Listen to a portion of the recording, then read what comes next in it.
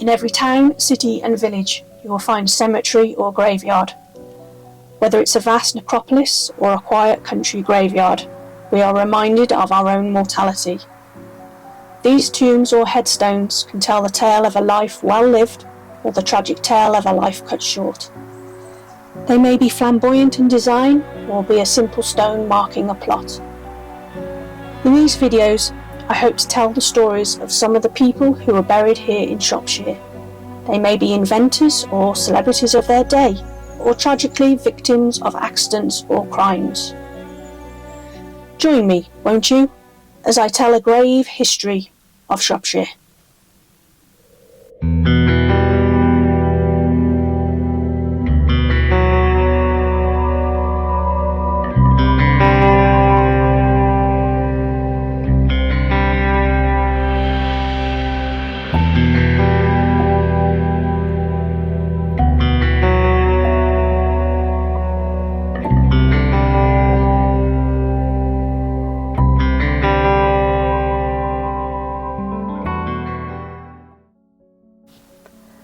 We begin our tour in the county town of Shrewsbury. Our first grave is in the churchyard of St Julian's. Unfortunately, the church and churchyard were both locked the day I visited, but the gentleman that is buried here is, in my opinion, too important to be overlooked, and has links with a gentleman we will visit later in our tour. Buried in this graveyard is Thomas Farnells Pritchard. Thomas Farnells Pritchard was an English architect and interior decorator who was best remembered for his design of the first cast iron bridge in the world. Pritchard was born in Shrewsbury and baptised in St Julian's Church on the 11th of May 1723. His father was a joiner. Thomas also trained as a joiner, but then developed professional practice as an architect and interior designer. He specialised in the design of chimney pieces and other items of interior decoration and in funerary monuments. Pritchard's houses and churches have been described as no more than pleasant provincial work. Such works include the rebuilding of St Julian's Church in Shrewsbury and Hatton Grange, Shropshire. Examples of Pritchard's interior decoration include Croft Castle, Gaines in Whitbourne, Herefordshire, Shipton Hall in Shropshire, the ballroom at Powis Castle, and chimney pieces at Broseley Hall, the Lawns Broseley, and Benthall Hall. He also designed the Rococo drawing room at Tatton Hall in Cheshire. Pritchard designed the Shrewsbury Foundling Hospital, an offshoot of that in London, built in 1760, later a workhouse, and in 1882 adapted as the present campus premises for Shrewsbury School. Pritchard carried out work in Ludlow, including rebuilding its jail and the hosiers' almshouses, and making alterations to the Guild Hall. In 1769 he left Shrewsbury and moved to Ayton-on-Severn, where he took up farming as well as continuing with his architectural work. He made various designs for bridges, none of which came to fruition until he made plans for a bridge in cast iron to cross the River Severn in Coalbrookdale, adapting the principles of timber bridge building. A modified version of his design was cast at the ironworks in Coalbrookdale in 1777-79. Pritchard died aged 54 before the bridge was completed, but his design of the iron bridge led to the building of the first cast iron arch bridge in the world. He was buried in St Julian's, Shrewsbury, where his monument also commemorates his wife, Eleanor Russell of Shrewsbury. They married in 1751 and she died in 1768, and 3 children who died young. We now visit the graves of what is known as Old St Chad's in Shrewsbury. Building began in the 12th century, but it was largely demolished in 1788 after it was badly damaged in an earthquake. We are here to visit the grave of a man who went from hero to traitor.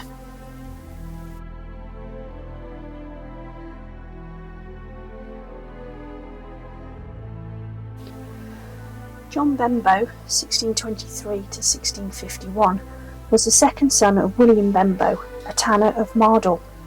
During the Civil War he fought for the parliamentary side, becoming a lieutenant in their cavalry. In 1645 he became celebrated for his part in the capture of Shrewsbury from the Royalists. Shrewsbury had been a Royalist stronghold since the beginning of the Civil War, protected by a significant garrison in the castle. By early 1645, however, the garrison had to be weakened to shore up the Royalist cause in Chester, and the parliamentarians based in Wem felt that they had a chance to take Shrewsbury. At around 4 a.m. on the morning of Saturday, February 22nd, 1645, the parliamentary forces gathered at the end of Castle Foregate. Most of the infantry then cut across the fields to the River Severn, where 30 of them embarked in a boat specially enlarged for the purpose. They then rowed up the river and landed the men below the castles before returning for more. The Royalists had strengthened the defences along the river with wooden palisades, but the parliamentarians were prepared for this and had brought carpenters and tools to cut down the palisades. While they were doing this, a sentry in the castle heard them and naturally questioned who they were. When they called out "friends," the sentry seemed unclear what to do, first arguing with them and then going off to fetch his corporal for advice. By the time he had done so and sounded the alarm, 15 minutes had elapsed, and the palisades had been breached. Now under fire from the castle, Lieutenant Benbow led the troops round the bottom of the castle walls towards Castle Street. Here they encountered the town wall, which they climbed with the help of light ladders they had brought for the purpose. They then broke down the castle gates and let the parliamentary cavalry in. The cavalry hurried down Pride Hill to join the rest of the infantry, who were engaging Royalist troops in the marketplace. After a brief but fierce battle, the Royalists were overcome. Meanwhile, using the local knowledge of men such as Benbow, many of the leading citizens were taken prisoner while they were lying in their beds. Realising their position was hopeless, the castle garrison surrendered later in the day. Most of them were allowed to march off to Ludlow, but the 13 Irishmen among them were hanged. For his part in this victory, Lieutenant Benbow was immediately promoted to captain and continued to serve with distinction until the end of the war. But later events took a surprising turn. In 1651, the future Charles II landed in Scotland, where he was proclaimed king. He gathered a 2,000-strong army, and in August he marched south to reclaim England for the crown. One of his supporters was John Benbow. Quite why he had changed sides we will never know. Benbow's choice was to prove fatal. On September 3, 1651, the Royalist army was beaten by Cromwell's new model army at Worcester. Charles escaped and eventually fled to France. Benbow was not so lucky, being recaptured near Newport and taken to Chester to stand trial. Parliament had decreed that anybody who supported Charles was to be classified as a traitor, so the outcome of the trial was a formality. Benbow was found guilty, returned to Shrewsbury, and on October 16, 1651, he was shot by a firing squad on the same patch of ground under the castle which had been the scene of his greatest triumph.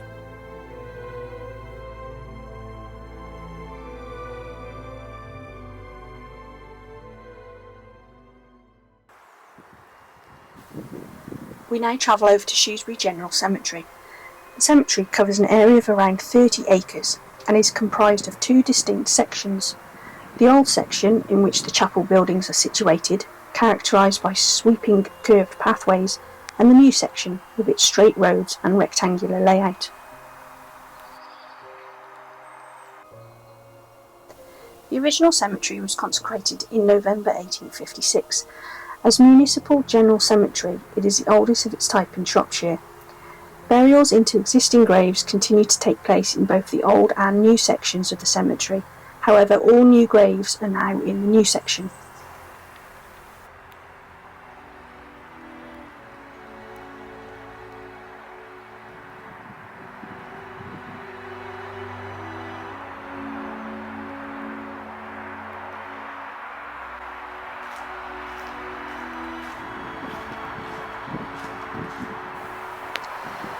Mary Webb was born Mary Gladys Meredith on March 25, 1881 at Leighton Lodge, Leighton, a village south of Shrewsbury near the Wrekin. Her father, George Edward Meredith, was an Oxford MA and teacher. He became a great influence in her life. She shared his love of literature and of the countryside. The Celtic influence of her parentage was strong. Her father was proud of his Welsh descent, and her mother, Sarah Alice Scott, was from an Edinburgh family reputedly connected with Sir Walter Scott. Mary was the eldest of 6 children, and her earliest writing consisted of plays and stories to amuse her brothers and sisters. The young Mary loved to explore the local countryside and was fascinated by the wonders of the natural world. She developed an extraordinary perception for minute detail in nature, and this is reflected in the richness of her poetry and prose. At the age of 20, she developed a thyroid disorder, Graves' disease, which was to cause her ill health for much of her life and lead to her premature death. She became very self-conscious due to the disfiguring features of the disease and began to retreat into her own solitary world. In 1910, Mary met Henry Bertram Law Webb from Iron Bridge, a nephew of Captain Matthew Webb, the Channel swimmer. Henry was a teacher who shared her interest in writing. They married in 1912. She and Henry first lived in Weston-super-Mare, but Mary was never really happy living away from Shropshire, with which she felt a spiritual bond. At this time she began her first novel, The Golden Arrow, based in the Church Stretton area. The Webbs returned to Shropshire in 1914, where Mary completed The Golden Arrow, published in 1916. Mary's second novel, Gone to Earth, from which a film was later made, was written in response to her sadness at the cruelty of war. In 1917, Henry secured a job at the Priory School in Shrewsbury, and Mary was able to realise a dream when they acquired a small bungalow at Lith Hill called Spring Cottage. She loved Lith Hill and would spend hours in quiet meditation of her surroundings, gathering information to include in later novels or poems. It was here Mary wrote The House in Dormer Forest in 1920 and many of her poems. In 1921, Mary and Henry moved to London in the hope that she would receive more literary recognition. Although pining for her native Shropshire, she completed her 4th novel, 7 for a Secret, in 1922, set in the borderland of south-west Shropshire. Also, whilst in London, she wrote her most famous novel, Precious Bane, in 1924. This, like her other novels, is rich in folklore and humour, with beautifully drawn characters. In 1927, Mary's health was deteriorating and her marriage was failing, and she returned to Shropshire alone. Her final novel, Armour Wherein He Trusted, remained unfinished. She died at St Leonards-on-Sea on the 8th of October 1927 at the age of 46. Although her literary output was comparatively small, she leaves a rich legacy of intense creativity and natural mysticism. Posthumous success came in 1928 when the Prime Minister, Stanley Baldwin, acclaimed her work, which was then gathered and published in successive editions by Jonathan Cape. Her relevance as a writer is increasing, and the truth she expresses, her reverence for the natural environment and perception of it, are particularly valuable to the late 20th century, he said. George Armstrong was born in 1812, and he worked throughout his life as the butler at Netley Hall. When he retired in 1881, he was able to live comfortably with his family at 89 Bellevue in Shrewsbury, and employed a servant of his own. He died on the 8th of August 1883, aged 76. Also named on this headstone, but buried at Aberystwyth, is George's only son, Henry.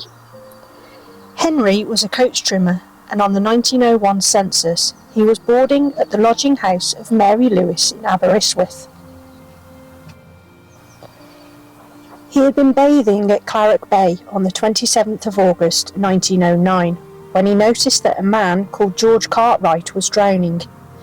Henry went back into water to attempt to rescue him, but as he was trying to bring Cartwright back to shore, he tired and they both drowned. Henry was 47 years old.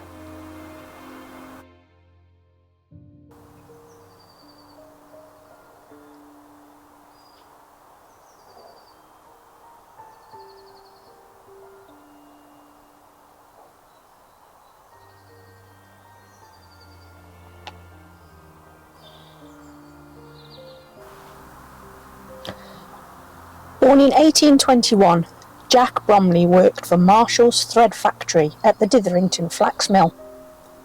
In 1851 and 1861, he is working as a thread finisher. He lived with his family in Mason's Passage, which was on Rouse Hill. In 1871, his job title is Linen Thread Operative. On the 15th of November 1871, Jack was opening up the metal gates to allow the train to access the factory sidings from the main line. The train didn't wait for the gates to open properly and smashed into them. Jack was badly crushed and died instantly. His son Alfred had to identify the body and speak at the inquest. At the inquest, his death was recorded as accidental.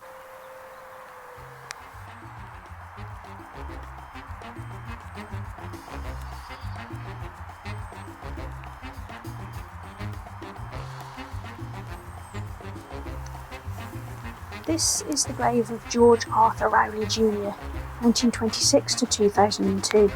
Nicknamed the Gunner because of his explosive left foot shot, he was an English football player and cricketer. He holds the record for the most goals in the history of English League football, scoring 434 from 619 league games. He was the younger brother of Manchester United footballer Jack Rowley.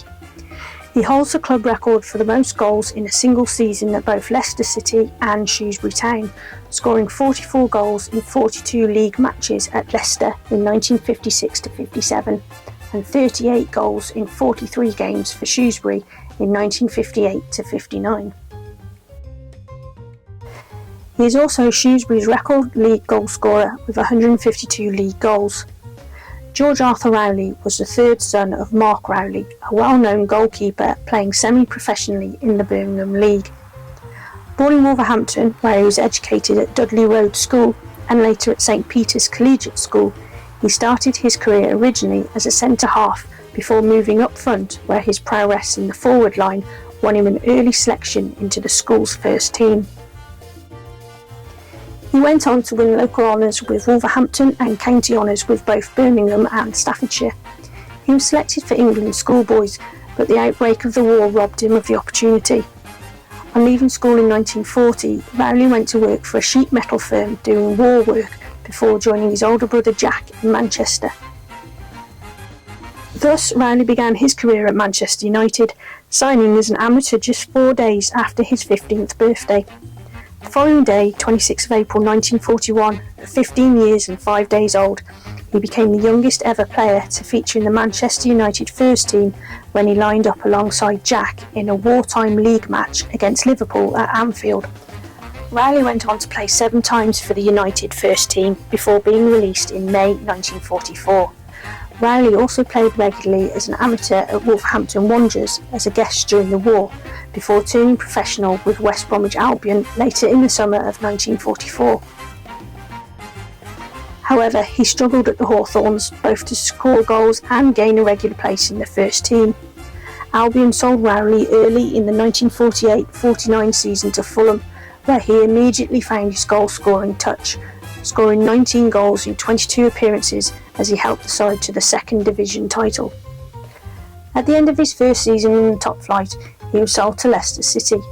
There was much criticism from Leicester fans originally towards manager Norman Bullock on signing the relatively unproven Rowley as a replacement for the well-liked Jack Lee. However, after a slow start as a centre-forward, Bullock moved Rowley into the number 10 inside left role, which is where he would make his name at the Foxes. He then broke his own record again the following season, scoring 41 times in 42 games, 39 of these goals coming in the league, earning him the second division Golden Boot Award. He scored a further 36 goals in the 1953-54 season, helping fire Leicester to the second division title. A couple of seasons later, in 1956-57, Rowley broke the club record for the most goals in a season for the third time, scoring 44 times in 42 games, and this record still stands today, again earning him the second division top goal scorer award and again leading Leicester to the second division title. Rowley scored a further 20 times in 25 games in 1957-58 to to help Leicester this time avoid relegation back to the second tier. Leicester decided to sell Rowley in the summer of 1958 when he was just 8 goals short of Arthur Chandler's club record for the all-time top goal scorer. In the summer of 1958, Rowley left Leicester, who were playing in the First Division, to become the player-manager of Shrewsbury Town of the newly created Fourth Division. In his first season at the Gay Meadow, Rowley led Shrewsbury to promotion with a haul of 38 goals in 43 games, winning the Fourth Division Golden Boot. He followed that up in the Third Division as he continued scoring prolifically over the next 4 seasons, before falling away in his last couple of seasons with the club as he began to put on weight and became less mobile. But his influence on the pitch was still to be seen, even employing himself as a makeshift defender on occasion before finally retiring in 1965. After retiring as a player, Rowley managed Shrewsbury for another 4 years before becoming manager of Sheffield United on the 11th of July 1968. United had just been relegated to Division 2, but despite good signings who would later gain the team promotion, results were disappointing and he was sacked on the 6th of August 1969. He managed Southend United from 1970 to 1976 and was also assistant manager of Telford United and manager of non-league Knighton Town and Oswestry Town before leaving football completely. Rowley made his home in the suburb of Copthorne, Shrewsbury, and he continued to visit the Gay Meadow as a spectator. In 2000, he was voted at Shrewsbury Town their Player of the Century. He died in December 2002, aged 76, and was buried on Saturday, the 26th of December, Boxing Day. His headstone describes him as a record-breaking football hero.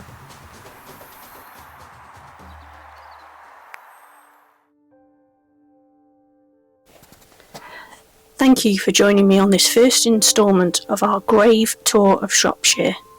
So we've covered the county town of Shrewsbury and we'll be heading out further afield in the next episode. I do hope you can join me.